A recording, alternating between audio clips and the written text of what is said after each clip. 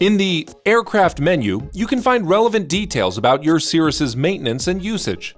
Starting in the Inspections tab, a comprehensive, automated list of upcoming or overdue service reminders is displayed in simplified cards which can be expanded to display key service dates, required service intervals, and the names of any users who made updates to the card's information.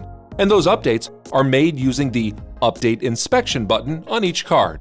Plus, you have the ability to edit the inspection as well as set customized reminders to notify you of upcoming service.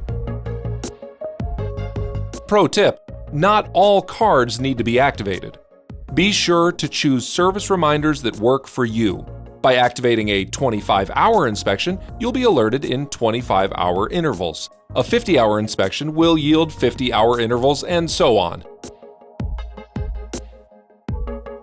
Also in IQ Pro, you'll see an auto-populated list of airworthiness items and generic parts for automatic maintenance tracking. To set an airworthiness item for tracking, select Activate and enter the expiration date from the aircraft's logbook, then choose Complete Activation. For general parts maintenance, scroll down to find the desired item and select Activate. Next, enter whether or not the part has been previously serviced. If not, then select No.